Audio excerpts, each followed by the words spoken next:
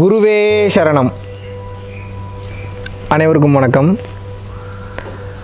குருவே சரணம், குருவே சரணம், குருவே சரணம். இந்த குருவே சரணம்னு சொல்லும்போது நமக்குள் என்ன நிகழ்கிறது? என்னைக்காவது யோசிச்சு பார்த்துருக்கீங்களா? நான் ஏன் ஓயாமல் குருவே சரணம், குருவே சரணம், குருவே சரணம் சொல்லிக்கிட்டே இருக்கேன்? அதுக்கு பல காரணங்கள் இருக்குது. அதில் மெயினான காரணங்கள் அப்படின்னு எடுத்துக்கிட்டால், நான் கற்று வந்த எனக்கு சூட்சுமமாக உணர்த்திய எனது சர்க்குருநாதர் ஓம் தத்சத் பிரம்மஞானி ஸ்ரீ ஸ்ரீ ஸ்ரீ காஞ்சி விஸ்வநாத சுவாமிகள் அவர்கள் ஜீவசமாதி எங்கே இருக்குன்னு வந்து பார்த்தீங்கன்னா, ஆந்திரா புத்தூரில் இருக்குது. கைலாச கோண அருவியில் அவருடைய ஜீவசமாதி இருக்குது. அங்கே சென்றதுலேருந்து என்னோடய வாழ்க்கையோட அடிப்படையே மாற்றப்பட்டு விட்டது. அதனால் இது வரைக்கும் ஒரு நாத்திகனாக இருந்தவனோட வாழ்க்கை முழுதும் ஆத்திகனாக மாறியதற்கு ஒரு மாபெரும் காரணம் அந்த சித்தர், எனது சர்க்குருநாதர், எங்கள் அப்பா காஞ்சி விஸ்வநாத சுவாமிகள் தான். அவருக்கு எந்நேரமும் நான் நன்றி கடன் பட்டதாக இருக்கிறதுனால அவருக்கு நன்றி சொல்லாமல் வணக்கம் சொல்லாமல் எதுவுமே ஸ்டார்ட் பண்ணுறதில்ல. அவர் மட்டும் இல்லாமல் அதற்கப்புறம் அவர் வந்து சூட்சும ரீதியாக எனக்கு கை காமிச்ச ஸ்தூல ரீதியாக இருந்த குருமார்கள், பரஞ்சோதி விஸ்வேஸ்வரி அம்மையாராக இருக்கட்டும், அதுக்கப்புறம் வந்து பார்த்தீங்கன்னா நம்ம சிங்கமுனரியில் இருந்த பிரம்மஸ்ரீ சேவுகமூர்த்தி அப்பாவாக இருக்கட்டும், அதுக்கப்புறம் வந்து பார்த்தீங்கன்னா இங்கே நம்ம வேளச்சேரியில் இருந்த இப்போ இருக்கிற ஒரு அற்புதமான ஒரு யோகி ஸ்ரீமத் சிதம்பரம் பெரிய சுவாமிகளுடைய உத்தம சீடர் CS செல்வமணி ஐயாவாக இருக்கட்டும், இன்னும் ஏகப்பட்ட குருமார்கள் என்னோடய வாழ்க்கையில் நான் சந்திச்சிருக்கேன். ஸோ இந்த மாதிரியான ட்ராவலில் என்னோடய வாழ்க்கை போயிட்டு இருக்கும்போது இந்த குருவே சரணம் அப்படின்னு சொல்லும்போது நிச்சயமாக நான் கற்றுக்கொண்டிருக்கின்ற கற்க போகின்ற அனைத்திற்கும் காரணம், அனைத்திற்கும் மூலதனம், அனைத்திற்கும் ஒரு பரபிரம்மத்தோடனுடைய ஒரு முழு ஆற்றலையும் எப்படி கிரகிக்கிறதுன்றதுக்கு உண்டான அனைத்து ரகசியம் சொல்லி கொடுத்த ஸ்தூல மற்றும் சூட்சம ரீதியாக இருந்த குருமார்கள் அனைவருக்கும் நன்றி சொல்வதில் என்றைக்குமே நான் கடமைப்பட்டிருக்கேன்.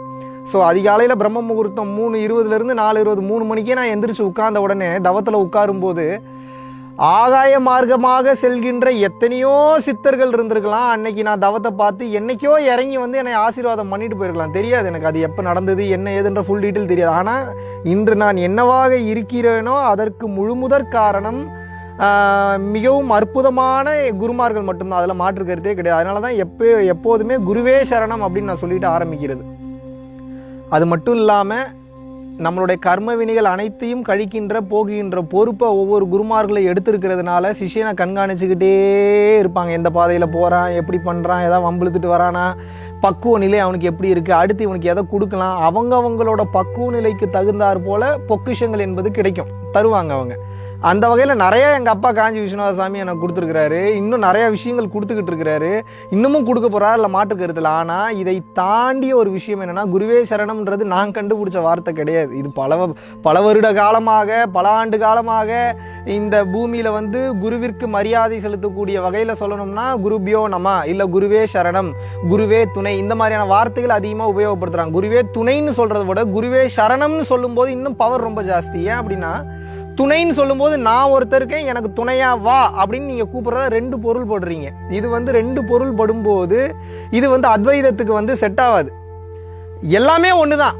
அதுதான் வந்து பார்த்தீங்கன்னா ஒன்னஸ் தான் வந்து இருக்கிறதுலே ஹையஸ்ட் லெவல் ஆஃப் அச்சீவ்மெண்ட்டு. அதுதான் வந்து உணரக்கூடிய தத்துவம் கூட. அந்த வகையில் பார்க்கும்போது குருவே சரணம் அப்படின்னு சொல்லும்போது 2ஆ இருந்த நான் குருவே சரணம்னு ஆகும்போது 2ஆ இருந்த நான் ஒன்றா போய் கலந்துட்டேன் அவர் கூட. அப்போ என்ன, அங்கே ஒன்றுமே இல்லை, அவர் மட்டும்தான் இருக்காரு. பரபிரமமாகிய சுத்த பரபிரமமாகிய நம்ம தான் அந்த இடத்துல இருப்போம். கான்செப்ட் புரிஞ்சா?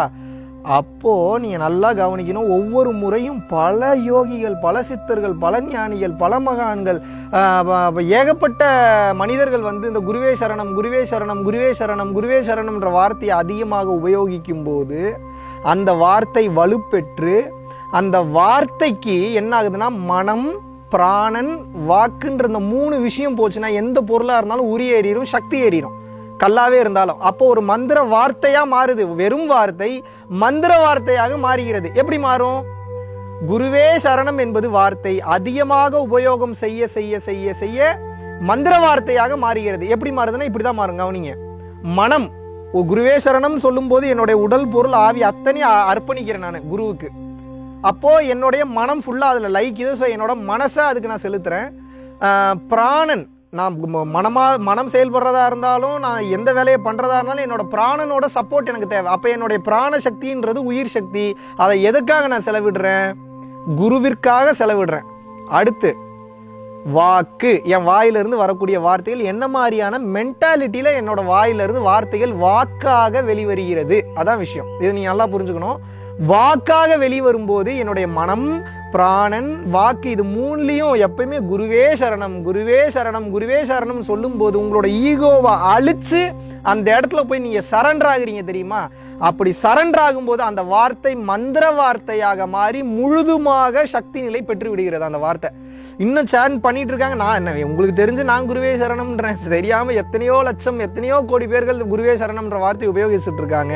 அப்போ என்ன நோக்கத்தில் அவங்க எல்லாரும் சரண்டர் ஸ்டேஜில் உபயோகிக்கும் போது அந்த வார்த்தையானது மந்திர வார்த்தையாக மாறுது. ஈகோவை அழிச்சு அதை சொல்றதுனால அந்த வார்த்தை மாபெரும் சக்தி மிக்க வார்த்தையாக மாறுகிறது. அப்போ ஒவ்வொரு முறையும் நீங்கள் குருவே சரணம், குருவே சரணம், குருவே சரணம் சொல்லும்போது என்ன ஆகுனா, மிகப்பெரிய ரகசியம் அது உங்களுடைய ஆக்ஞா சக்கரத்தை தூண்டி உங்களுடைய ஆன்மாவை விழிப்படைய செய்து துரிய விழிப்பு நிலைக்கு உங்களை கொண்டு சென்று விடும். இதுதான் மிகப்பெரிய சூட்சம், இதுதான் உண்மை, இதுதான் சத்தியம். நல்லா கவனிக்கணும். மூலாதாரம், சுவாதிஷ்டானம், மணிப்பூரகம், அநாகதம், விசுத்தி, ஆக்ஞா, சகஸ்ரா, இந்த 7 விதமான சக்கராஸ்ல ஆக்ஞான்ற சக்கரா மட்டும் பெர்ஃபெக்டா ஆக்டிவேட் ஆயிடுச்சுன்னா கர்மேந்திரியங்கள் என்பது தேவையே அல்ல, ஞானேந்திரியங்கள் மட்டும் போதுமானது. விசுத்தி, ஆக்ஞா, சகஸ்ரா அல்லது துரியம் சொல்றாங்க. இந்த ஆக்ஞாவை நீங்க ஆக்டிவேட் பண்ணிட்டீங்கன்னா விசுத்தி கூட அவசியமாகாது.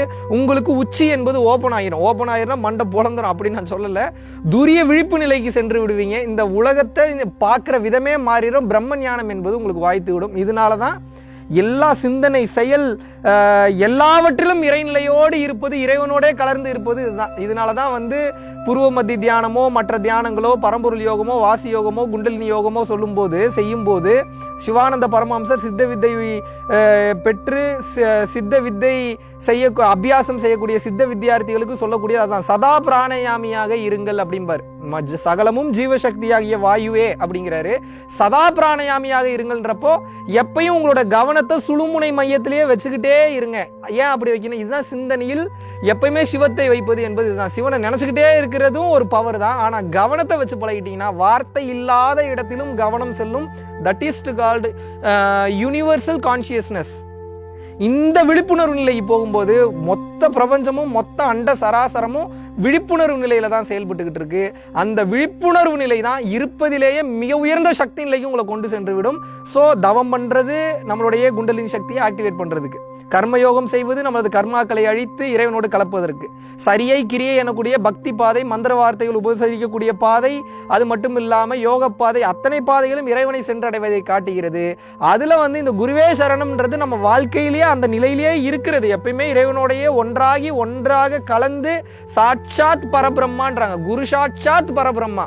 ஓம் குரு பிரம்மா, குரு தான் பிரம்மா, குரு விஷ்ணு, குரு தான் விஷ்ணு, குரு தேவோ அவர் தான் தேவர்களாகியவராகவும் அவராக தான் இருக்காங்க.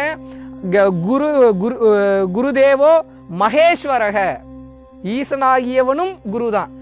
குரு சாட்சாத் பரபிரம்மா, பரபிரம்மே குரு தான்றாங்க. சாட்சாத் அந்த பரபிரம்மத்தின் வடிவில் இருப்பது குரு தான், குருவின் வடிவத்தில் இருப்பது அந்த பரபிரம்மம் தான். குரு சாட்சாத் பரபிரம்மா.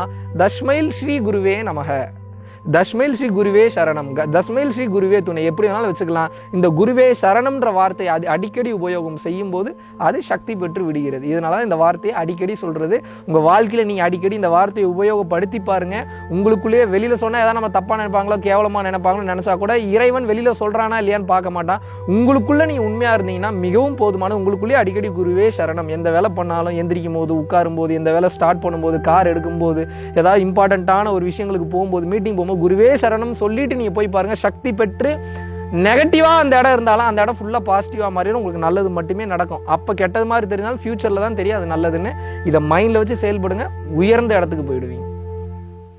வெறும் ஐடியா மட்டும்தான் என்னோடது, மக்கள் நல்லா இருக்கணும் அப்படின்றது. அந்த ஐடியாவுக்கு உண்டான மெட்டீரியலைஸ் பண்ணக்கூடிய விஷயங்கள், நன்கொடைகள் கொடுக்கக்கூடியது எல்லாமே நீங்க தான். நீங்க இல்லாம இது சாத்தியமே இல்லை. பல உயிர்கள் பசியார போது அந்த வேலைகள் தினமும் போயிட்டு இருக்கு. எல்லாரும் சொல்வது போல ஜீவகாருண்ய ஒழுக்கம் என்பது உங்களது வாழ்வில் அனைத்து செல்வங்களையும் அனைத்து புண்ணியங்களையும் தேடி தரக்கூடிய மாபெரும் ஆற்றல் மிக்கது. சிவானந்தர் சொல்லியிருக்கிறாரு, வள்ளலார் சொல்லியிருக்கிறாரு, அகத்தியர் சொல்லியிருக்கிறாரு, போகர் சொல்லியிருக்கிறாரு. எல்லா சித்தர்களும் சொல்லக்கூடிய விஷயம் அதுதான். ஸோ புண்ணியத்தை சம்பாதிங்க, உங்களோட வாழ்க்கை சுபிட்சமாக மாறும்.